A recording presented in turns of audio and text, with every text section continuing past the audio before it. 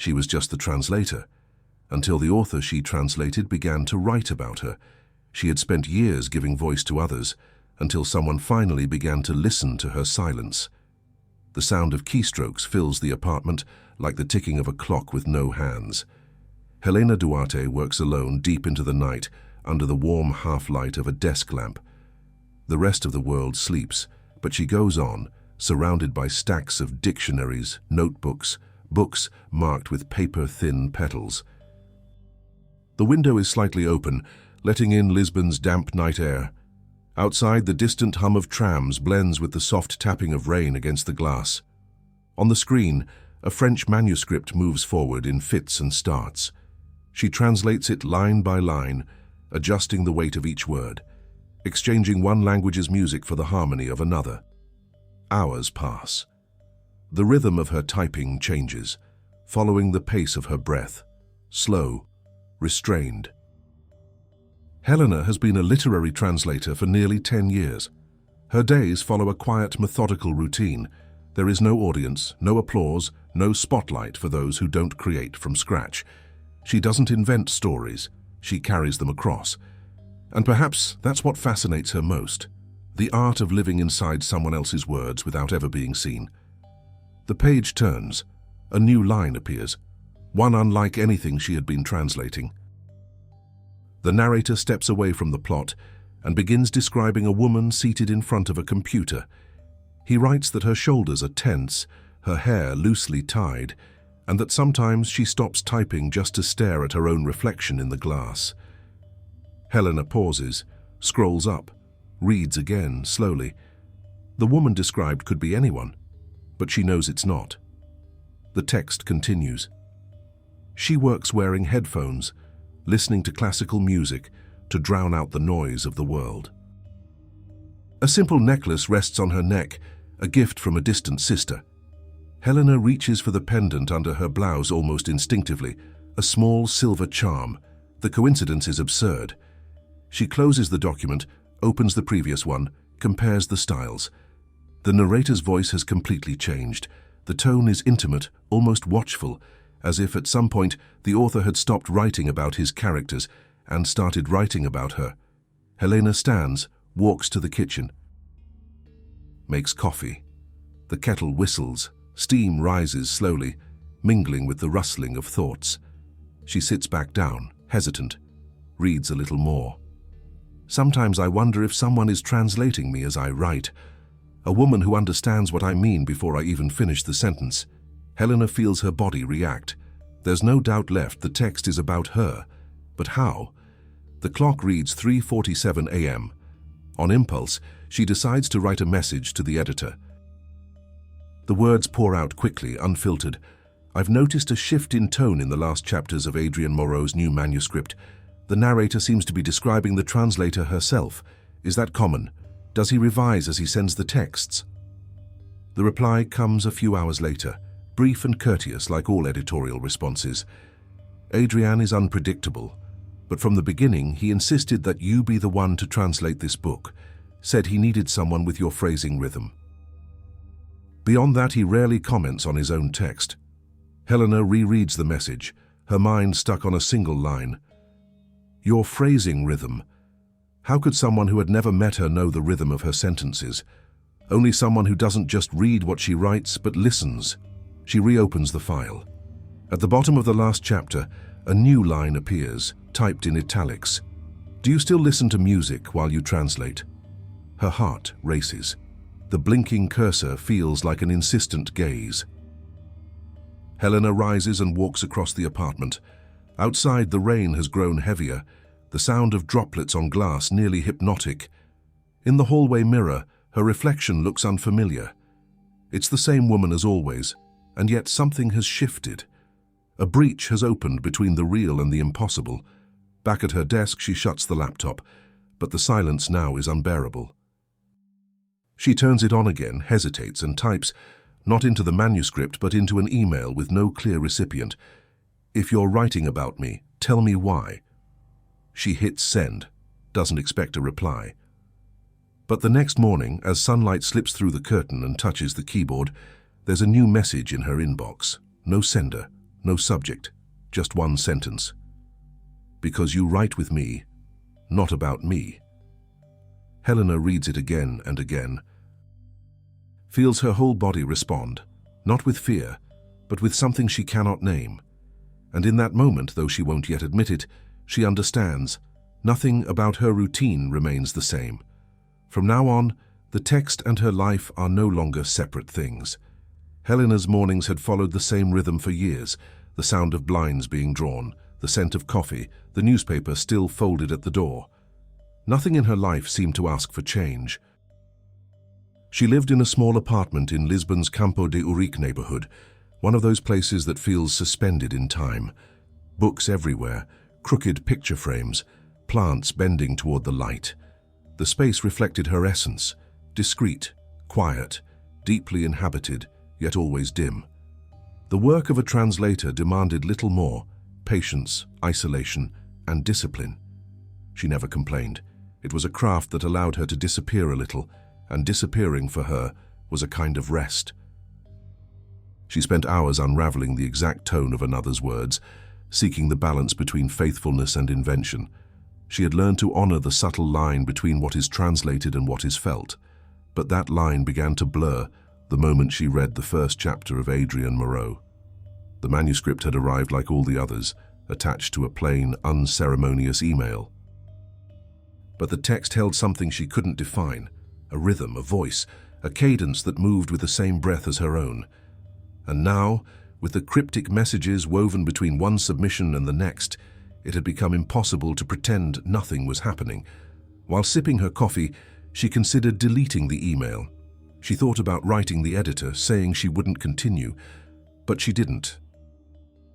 She felt watched, and though the feeling unsettled her, it brought with it a strange kind of aliveness, as if someone, somewhere, had noticed her existence for the first time in many years.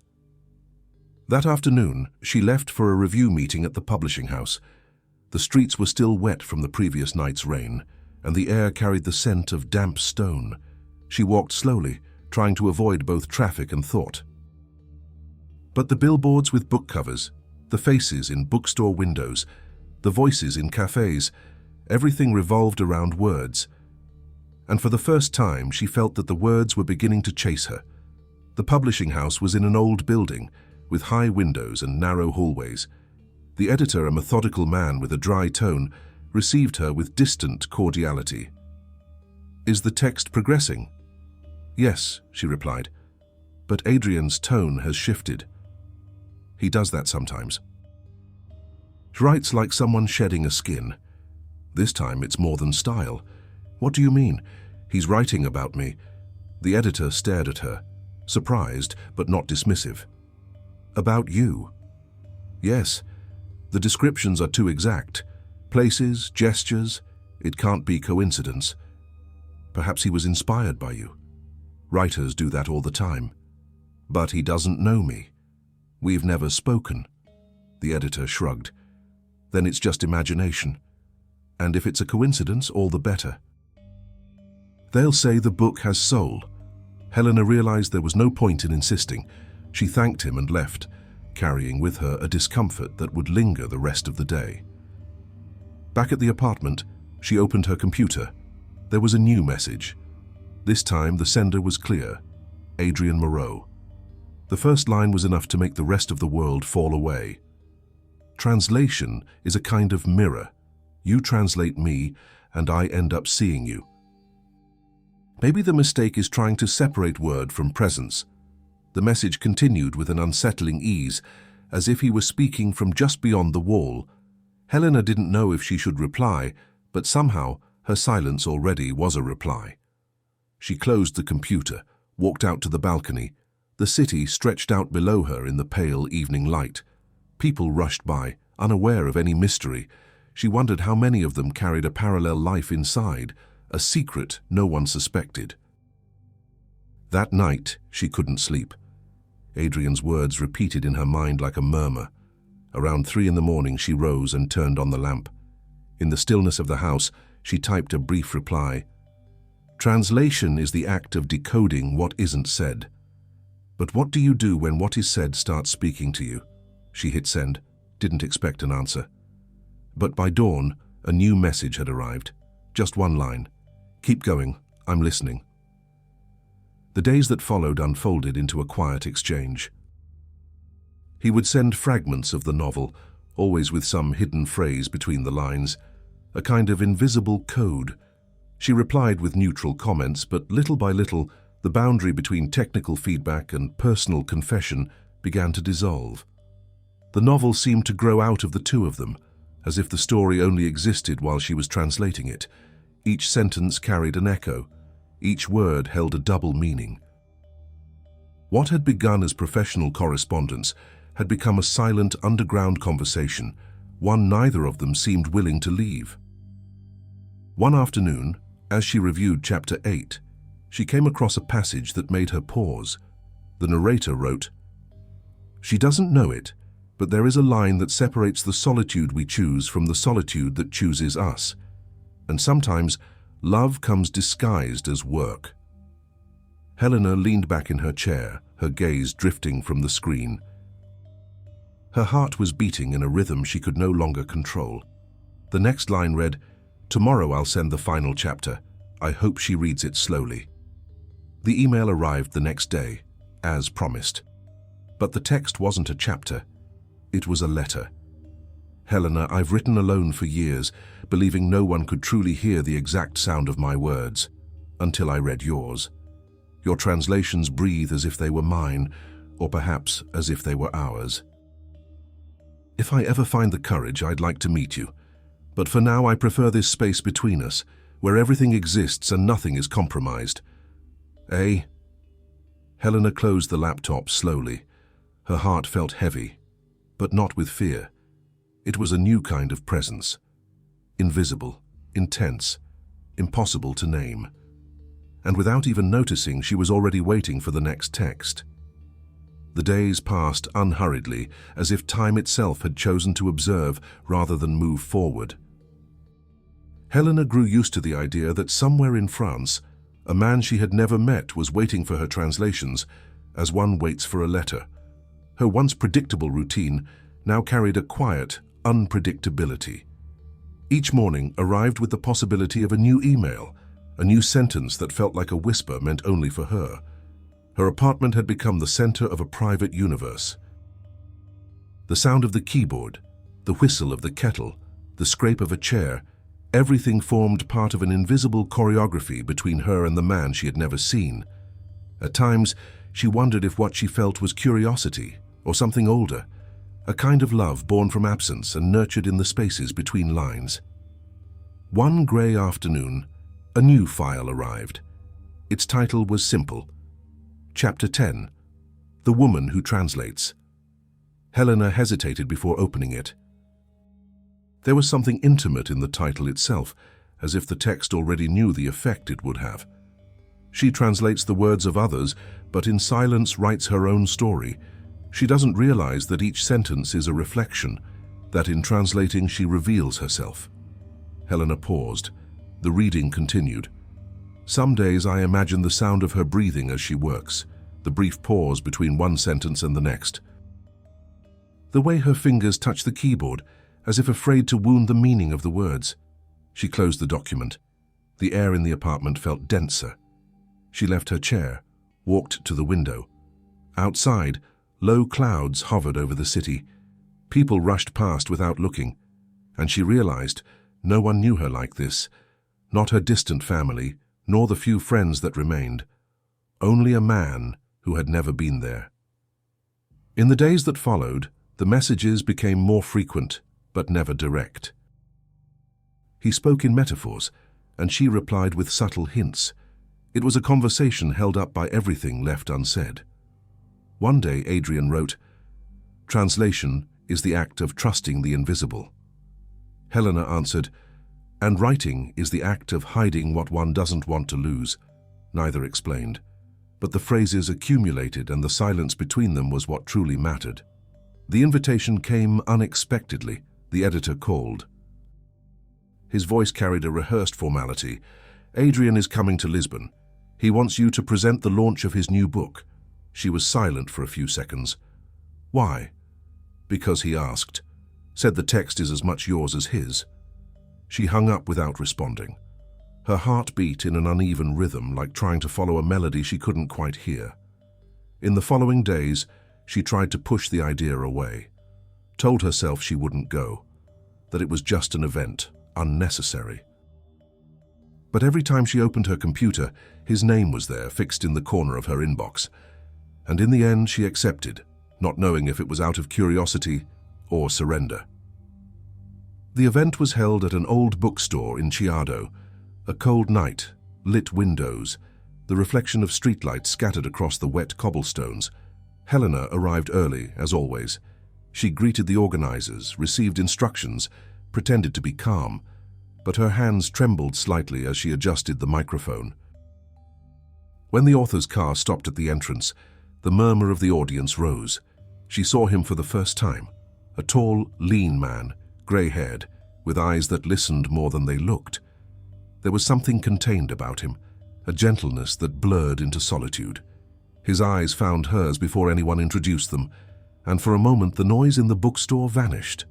Helena recognized that look, even though she'd never seen it. It was the look of someone who had known her from inside the words. They greeted each other with a tense formality. The touch of their hands was brief, but enough for both to understand what couldn't be said aloud. During the presentation, Adrian spoke little. He said the book was about borders, between the real and the imagined, between writer and reader, between what is said and what is understood, and that no translation exists without love. Helena kept her gaze on her notes, but felt the weight of his words aimed solely at her. When the event ended, people asked for autographs, photos, hugs. She tried to slip away unnoticed, but heard his voice behind her. "Helena." She turned slowly. He was close, closer than he should be. "We need to talk," he said. "There's nothing to talk about." "There is, and you know it." He held out an envelope. "The final chapter. It hasn't been published yet." "Why give it to me now?" "Because only you can understand the ending." She hesitated. The street noise, a car passing by, it all faded into the background. She took the envelope. "And if I don't want to understand?" "You'll read it anyway." Back home, she opened the envelope. The pages smelled of fresh paper and rain. The first line, "The woman who translates is also the one being translated, because some loves don't need to be lived to exist." Helena leaned back in her chair. The sound of the ocean, distant, seemed to echo between the lines. She kept reading, slowly, as if afraid to reach the end. The chapter described a man and a woman who communicate without touching, who live the same story in different languages, who love each other in the space between words. At the end, a handwritten note, "If you want to understand what comes next, go to the sea." She closed the envelope. The ticking of the clock filled the apartment. Outside, the night pressed on, indifferent, but inside her something was shifting, with the steady calm of someone who can no longer return to silence. For a week, Helena avoided the envelope. She left it on the table, tucked among piles of paper and open books, as if it were just another manuscript waiting to be translated. But its weight was different, symbolic. She couldn't ignore his handwriting, the steady, deliberate strokes that seemed to carry intention in every curve. It was the kind of writing that betrayed its author, someone who thought too long before allowing himself to feel. Night stretched out again. The apartment, once her refuge, now felt too small. The silence pressed in, and though the pages were empty, the words echoed still. She tried to fill the time with work, but each new task felt hollow. Other books now struck her as artificial, mechanical. Everything she read filtered through the voice she had come to recognize. His. On the 7th day, at dusk, she finally opened the envelope again. The final pages were blank, all but a faint note in the lower corner of the last sheet. "The sea is the oldest language we know." That night, she dreamed of the sea, not as a setting, but as a presence. She woke with the taste of salt on her lips and the distant sound of waves in her ears, though every window was closed. It wasn't superstition. It was the mind's way of translating absence. The next day, the phone rang. It was the editor. "Adrian will be in Lisbon a few more days." "And the book?" she asked, trying to hide the tension. "It's finished, but he wants to see you. He said there's something he needs to explain." Helena didn't answer right away. Her silence was so long the editor repeated himself. "Will you meet him?" "I don't know. He mentioned the sea, said you would understand." She hung up. No address, no time, no promise. Just a symbolic cue, the sea. And somehow she already knew exactly where to go. 2 days later, she boarded a train to Cascais. The weather was uncertain, cold wind dragging thick clouds over the Atlantic. She walked to the deserted beach where waves crashed hard against the rocks. There was something hypnotic in the constant roar, like the world itself breathing. For a moment, she doubted he would come, but as the sun began to slip behind the horizon, she saw him. Hadrian walked slowly, hands in the pockets of his coat, eyes on the ground. He crossed the damp sand without hurry, stopping a few steps away from her. Neither spoke for several seconds. It was the kind of silence that asked for no translation. "I thought you wouldn't come," he said at last. "I thought the same about you." He nodded, the setting sun half hiding his face. "I needed to see you." "Why?" "Because I wrote too much, and realized some things only exist when spoken face to face." Helena lowered her gaze. "You turned me into a character. You were never a character, you were translation." She took a deep breath. "But translation comes from something that already exists. And you think what exists between us isn't real?" The words hung between them, touched by the sound of the sea. She didn't respond. Adrian stepped closer, just enough for her to catch the scent of salt clinging to his coat. "When I first wrote to you, it wasn't about you," he said. "It was about silence. And now? Now the silence has a name." She kept her eyes on the horizon. The waves broke loudly into mist. "What do you want from me, Adrian?" "I want you to read what I haven't written yet." The phrase gave him away. It wasn't a plea for love, but a call for continuation. She understood that with a blend of tenderness and quiet sorrow. "What is it in me that makes you write?" she asked. "What is it in me that makes you translate?" he replied. Neither of them smiled. The sincerity thickened the air, made it harder to breathe. Each word spoken drew them closer and pushed them apart at once. That meeting wasn't a beginning. It was the precise point where two solitudes recognize each other. When night fell, they walked back to the center of Cascais. No touch, no gesture of intimacy, just quiet steps side by side. They stopped in front of a closed bookstore, lit by a single lamp inside. Adrien turned to her. "I leave for France tomorrow." "The book's finished." "Not yet. One paragraph remains." "And what do you want me to say?" "That you still want to translate." Helena looked at him for a long moment, then answered calm, "Maybe, but not the book." He understood, lowered his eyes. The wind moved the strands of grey hair across his forehead. She saw in him a contained fragility, the weariness of someone who always spoke in metaphors and suddenly found himself without words. "Goodbye, Helena." Translation doesn't end at goodbye. He gave a small nod, as if accepting the truth of it, and left. On the train ride back to Lisbon, her reflection blurred with the city lights rushing past the window. She felt like she was reading her own life for the first time, a life someone had written with care, but no guarantee of ending. When she got home, the first thing she did was open her laptop. A new file had arrived minutes earlier. Title, Epilogue, to be translated slowly. The text was short. "Every story is an attempt at translation. Some get stuck between the original and what is felt.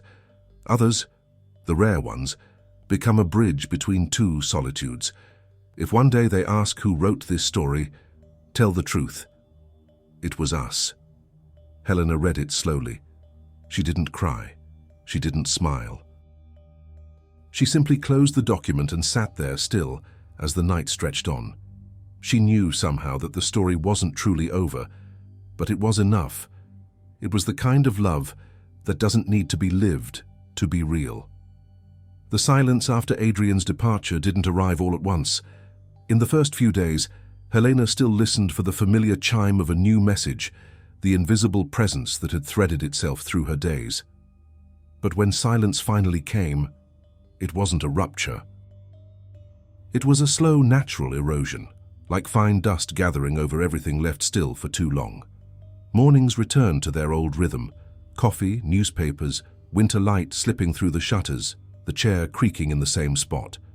But she was no longer the same. She read, translated, met her deadlines, and yet the text had lost its warmth, as if the words had stopped breathing.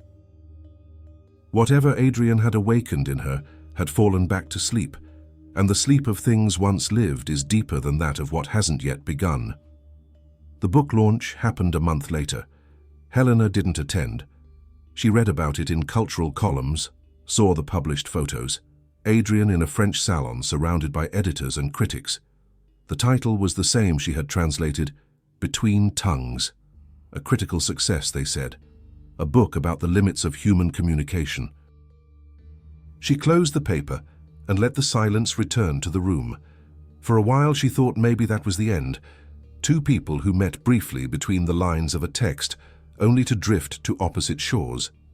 But somehow, the story refused to close. One night, while reviewing a technical translation she had taken on only out of obligation, a sentence caught her attention. There was no reason it should stand out.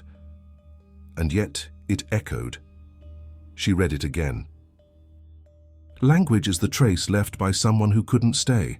It was a quote from Adrian, but it didn't appear in any of his published books. She searched, flipped through pages, checked again. The sentence didn't exist anywhere, as if it had been placed there for her to find. She turned off the computer. Her heart beat slowly but steadily. It was impossible, and yet, there it was. In the days that followed, the coincidences continued. A phrase in a newspaper article that echoed their conversations, a storefront display with a passage that seemed to speak directly to her. It was as if Adrian had scattered fragments along the margins of the world, small traces of a secret correspondence. Then one afternoon she received a package, return address, Normandy. Her name, handwritten. Inside, a copy of Between Tongues with a dedication on the first page. Every translation is awaiting. Sometimes the text never returns. But if love is part of the language, it will return in another form. In the envelope, a simple, undated note. If you still want to understand the ending, come. A. Traveling felt like a foolish, almost adolescent gesture, but there was a part of her that no longer knew how to stay. She booked a train to Paris and from there headed into the countryside. The journey took hours. She watched the country pass by. Fog-covered fields, isolated houses, rivers tracing quiet lines across the land. There was something inevitable about the journey. She didn't know what she would find, and perhaps didn't want to know. She arrived in Normandy at dusk, a small village of cobbled streets and salty air. She asked about him at a local inn. The woman behind the counter replied without surprise, "Monsieur Moreau lives near the cliffs, in the Blue House." "But I haven't seen him in days." Helena walked the winding road in silence, the cold wind brushing her face. The house stood waiting, simple, wooden, with windows facing the sea. She knocked. Nothing. Called his name. Silence. She pushed the door gently. It opened. Inside, the scent of ink and paper. Books open on the table, scattered notes. An unfinished manuscript. And on the desk, a single sheet of paper, handwritten, "Translation is keeping what can't be said." "That's why I write to you in silence." She looked around. Everything had the feel of a recent absence, a coat still hanging, a half-full mug, a clock frozen at 6:12. She crossed the room to the window. Outside, the sea churned like a living body, heavy under low, wind-blown clouds. For a moment she thought she heard footsteps, Or maybe just the echo of her own breath. On the table, the rest of the manuscript.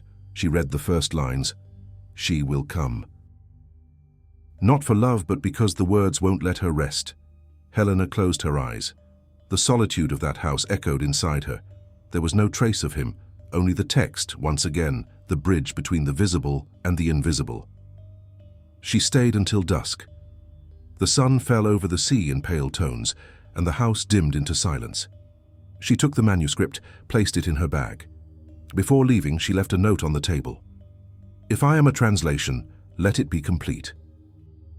She closed the door softly, walked down the hill, the wind flinging fine sand against her skin. She didn't know if she would ever see him again, or if the reunion had already happened, not between bodies, but between words. In the days that followed, she read the manuscript slowly, each line with the care of someone reading a goodbye. It was a fragmented text, part memory, part fiction. But as she read, she realized, the book told their story from the first email to that very moment. At the end, a final solitary sentence.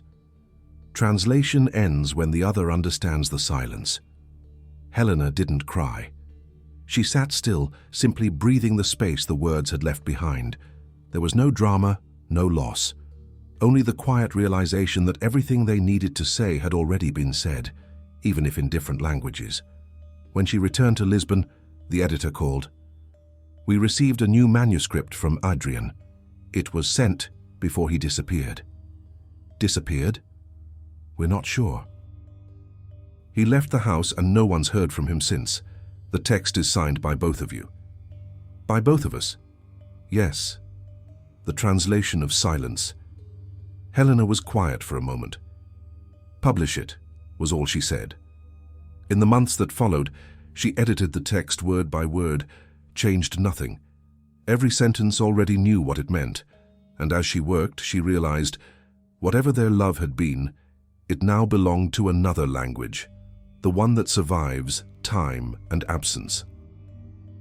The publication of the translation of silence came quietly, under a grey autumn sky. The book arrived in stores with an austere cover, white, the title in small, almost timid letters. No photo, no lengthy biography, just a short dedication. For those who understand that what remains unspoken still has a language. Helena watched the release from afar. There were no signings, no public appearances. The editor handled everything, and she preferred to observe from a distance, as if watching her own story from outside. The press was divided between curiosity and discomfort. Some critics called it Adrienne Moreau's most intimate and daring work. Others saw it as a veiled farewell. Few understood what it truly was, a conversation interrupted, continuing in the form of a book. Readers commented on the unusual structure, chapters written like email exchanges, entire blank pages, repeated sentences in 2 languages. But what no one knew was that each of those repetitions echoed a memory, a silent reply from Helena to his words. The translation at last had become co-authorship. With time, curiosity faded. The world always finds a new story. Helena returned to her routine, though she herself was no longer the same. She translated less, wrote more. Now and then, she received letters from readers, people who said they had found in the book something they didn't know how to name, the feeling of being heard without needing to speak. She responded with brief gratitude, but offered no explanations. She knew that the meaning of a true work lies not in what the author intends, but in what the other understands. One afternoon, she received an envelope from France, aged paper, no return address. Inside, an old photograph, Adrienne by the sea on the same beach in Normandy where the wind had once met her months before. On the back, a single sentence. Texts don't end. They simply change readers. The handwriting was unmistakable, but the date in the corner marked a month before her visit. Impossible. Or perhaps not. The line between the real and the symbolic had long since dissolved. She placed the photo inside her copy of the book, marking the page that held the sentence that defined her best. To translate is to keep what another feels before it disappears. The days passed without urgency. Autumn gave way to cold, and Lisbon took on the amber hue of cities that age well. Helena now taught occasional classes on literary translation at the university. She spoke little of technique, much more of listening. She often told her students, to translate is to dwell within someone else's silence. The text is only the beginning. Sometimes, walking the narrow streets, she'd see couples speaking in different tongues and wonder how many truly understood each other. She had learned that understanding is rarely found in the words. It lives in the space between them, the same space where she and Adrian once met. On the December night when she received the Translators Association Award, the auditorium was full. She walked onto the stage slowly, the applause drowned by the sound of her own thoughts. She hadn't prepared a speech. She simply thanked the audience and, on impulse, read an excerpt from the book. There are loves that don't last long enough to become memory, but there are those that continue, quietly, folded into the phrases of a language no one fully speaks. Those don't end, they simply translate. The room held its breath for a few seconds before applauding, but she knew the reaction didn't matter. The words had returned to their rightful place, the air. That night, back in the same apartment where it had all begun, Helena opened the window. The wind from the Tejo blew in cold, carrying the distant hum of the city. On the table, her worn copy of The Translation of Silence. She opened to the last page and noticed something she'd never seen before. A faint, nearly faded inscription in small handwriting. If one day this translation comes to an end, let silence say the rest. She smiled without meaning to, a fleeting expression, almost sad yet peaceful. Time at last had done what words could not. It hadn't erased the love, it had turned it into language, into craft, into something that stayed. The next morning she left early. The sun was rising behind the hills, and the city was waking in golden tones. She stopped in front of a small bookshop and looked into the display window. Among the new releases, a fresh edition of The Translation of Silence, now with both their names printed side by side. In the glass reflection, her face blended with the cover. For a moment, she felt Adrian there, not as absence, but as echo, a quiet, sufficient echo. That night, alone at home, she began to write the first lines of a new book, working title Letters Never Sent. The words came slowly, deliberately, without hurry to form meaning. It was the same old gesture, translating what she felt, even if unsure where it came from. But now there was something different, the certainty that she was no longer translating anyone else. It was, finally, her own voice. And that was how silence became the last language she learned to speak. There were no more questions, no more answers, only the echo of a language that belonged to them both, and at the same time, to no one. Outside, the wind kept blowing, and the world, indifferent, went on translating the unspeakable, just as it always had. Winter passed slowly. Lisbon grew quieter in the cold months, and Helena learned to follow that rhythm as one might learn to live with an old companion. Her days were made of small gestures, coffee at the same hour, mail collected without hurry, a return to teaching, and at night, her work on the new book. Everything about her seemed orderly, but that order was only surface.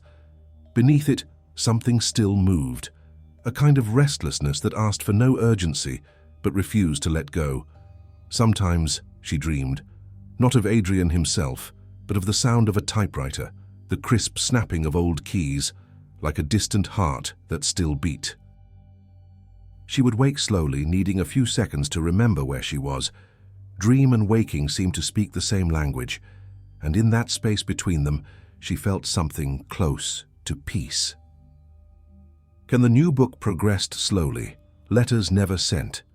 It wasn't a novel nor a confession, it was fragments, pages written as if replying to someone who would never write again. No dates, no recipients. Each text was a suspended dialogue, a way of continuing what time had silenced.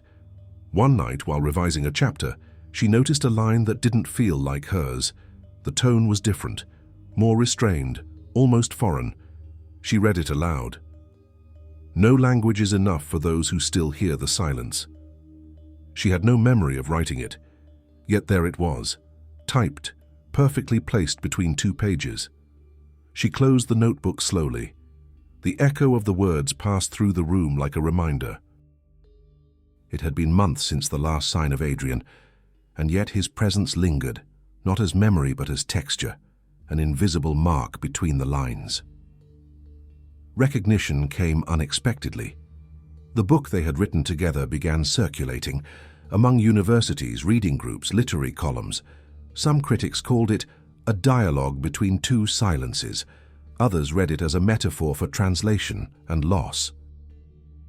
But what struck Helena most was how ordinary readers responded. Letters arrived from everywhere, from people who said they had recognized themselves in the book's pauses. One letter stood out. Simple, handwritten, no signature. "I read the translation of silence, and I understood what you meant even without you saying it. Love, when it survives, changes language, but never voice." Helena slipped the letter between the pages of letters never sent. She didn't know if it came from Adrian. Perhaps it was just the world replying in the tone it had learned from them. At the start of spring, she was invited to a literary conference in Paris. She accepted with the calm of someone who knows some paths are not meant to be declined. The trip was quiet. On the train, she watched the countryside become city, the cold light of the stations, anonymous faces crossing platforms. In her bag, a copy of the translation of silence, not as a memory but as a talisman. The auditorium was large, filled with voices in different languages. During the panel, someone asked what translation meant to her. Helena replied without hesitation, "It is the work of someone who accepts not owning their voice, but chooses not to be silent either." The phrase was noted, shared, applauded, but after the event, as the crowd thinned, a woman approached. She was elderly, thin, with a serene expression. "Are you Helena Duarte?" she asked in French. "I am. I worked with Adrian long ago, his first publisher." "Then you knew him well?" The woman smiled faintly. "No one knew Adrian well, but he left me something in case I ever found you." From her coat pocket she produced a small envelope. "He said you would know when the time was right." Helena took it silently. The woman left. She stood still, the unopened envelope in her hands. The paper was aged, the handwriting undeniably his. She placed it in her bag and didn't open it. Back at the hotel, she lit the amber lamp and sat at the desk. The distant sound of the street blurred with the hum of the room. She opened the envelope. Inside, a page folded in 3, at the top handwritten, "Final Translation." The text was short, almost a poem. Some words need no translator. They recognize each other the moment they are said. And they stay, even when the sound disappears. "You were my translation, not because you understood what I wrote, but because you wrote it with me. A." She read slowly, with no rush. The handwriting was steady, deliberate. There was no farewell, no explanation, only completeness, the end of a voice that no longer needed to speak. The next morning, she walked to the Seine. The city was still waking, the air damp and cold. She stopped on a bridge, watching the dark water flow under the arches, took the note from her bag, held it for a moment, then let it go. The paper turned gently, disappearing into the current. She didn't feel sadness, only clarity. What they had shared wasn't a missed connection, but a translation well done, true to meaning, not form. Back in Lisbon, she finished Letters Never Sent. In the final text, she wrote, "Stories don't end. They only become silence in the language of those who understood them, and I understood." She delivered the manuscript to the publisher, declined interviews, and, for the first time, felt she could step away without leaving gaps. On the night the book was released, she didn't go to the launch. She chose the sea instead, walked to the pier, where the wind carried the scent of salt and the sound of distant waves. She stood there, watching the horizon until the line between sky and water vanished. It was the same place where once Adrian had told her, "The sea is the oldest language we know." Now she understood. The sea doesn't translate, it repeats softly everything time takes, and that's why it never forgets. She returned home at dawn. In the hallway, the yellow dim light felt gentler. She set her bag down and turned on the computer, opened a new blank document. For a few seconds, she just watched the cursor blink. Then she wrote the first line. Every translation is a restrained love story. She hit save, and this time didn't wait for a reply. The following weeks were quiet. Lisbon was preparing for summer, and the heat brought back a kind of vitality to the streets that Helena observed from a distance.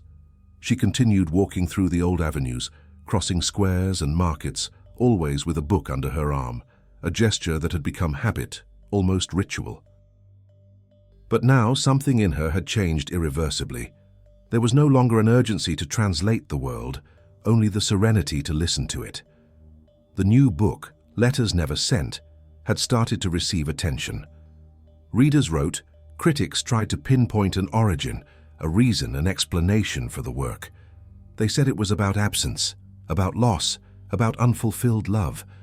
But she knew it was about continuity, about what remains even when the name fades. And so she explained nothing to anyone. One morning, the phone rang. It was the editor. "There's a proposal to translate your book into French," he said. "Into French?" "Yes. A Parisian publisher. They requested permission for the translator to be the same one who worked with Adrian in recent years." Helena remained silent. The sound of the wind through the window mixed with the editor's distant voice. "Approve it," she finally said. "The translation must continue." She hung up. And in that moment she understood the cycle. The words would follow a new path, another language, another rhythm, but they would still carry the echo of everything she had lived. It was as if Adrian, in some way, was still doing what he always had, turning absence into permanence. And that afternoon, she went out. She walked to the Miraduro de Santa Catarina, where the river opened before the city like an ancient page. She sat on a stone bench, watching the Tagus reflect the sun. Children played, tourists took photos, street musicians tuned guitars. The world went on, and she, finally, felt part of it, not on the margins. From her pocket, she pulled a small blue notebook. She opened it to the last page where she kept lines that lingered. She wrote, "When love is true, it isn't translated, it's reread." She closed the notebook, stayed until the sun disappeared. And when the breeze came, it carried with it a distant scent of the sea, a nearly imperceptible sound, a memory of a voice. For a moment, she thought she heard him, Adrian, reciting the same line from the old envelope. "Every story needs silence to endure." She didn't turn around. She knew no one was there. Or maybe someone was. Love, after all, was just another form of translation. 5 Mai de Falmouth that night, back in the apartment, the city lights spilled across the walls like liquid reflections. On the table, a worn copy of The Translation of Silence, its margins annotated in 2 different handwritings. She ran her fingers over the pages like one tracing an old scar. Then she closed the book and placed it on the highest shelf, among the volumes she cherished most. There, between the names of dead and living authors, theirs now rested too, 2 names that somehow had become one. In the months that followed, she accepted an offer to teach abroad. She would leave in September for Montreal, where she'd teach a course titled The Language of Loss. She packed lightly, only the manuscripts, the blue notebook, and a photo of Lisbon seen from above. Before leaving, she looked around the apartment one last time. The plants by the window, the table covered in books, the yellow glow of the lamp still on. Everything there seemed suspended, waiting for a new translation. She closed the door and descended the stairs without looking back. The sound of her steps echoed in the corridor like an unfinished verse. Upon arriving in Montreal, the cold bit the air. From the taxi, she watched streets covered in yellowed leaves, old facades, signs in French. It was strange hearing that language everywhere. His language now returned to the world, alive, ordinary, and yet it didn't hurt.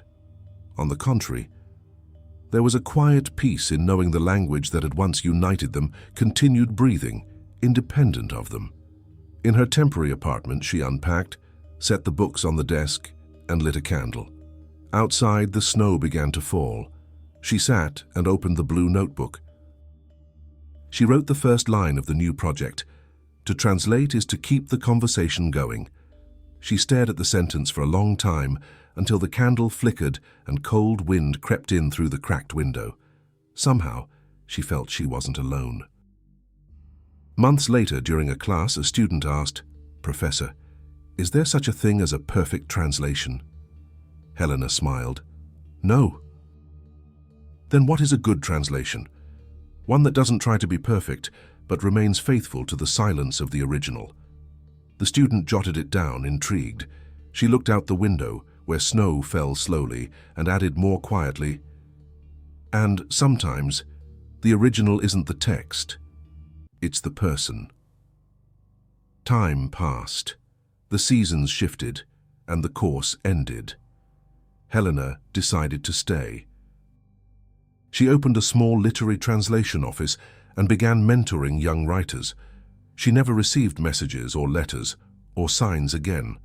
But sometimes, after finishing a project and rereading a book's last sentence, she felt the same kind of calm she'd felt when Adrian first wrote to her. The calm of knowing that words, even distant, still listen. In the last recorded winter before returning to Portugal, she submitted a manuscript for publication. Title: The Other Side of Words. Author: Helena Duarte and A.M. No editor asked who A.M. was. No one needed to know. The world had understood. Some partnerships don't require presence to continue existing. And so, in the quiet of a foreign city, between dictionaries and snow, the story closed like a book read to its end.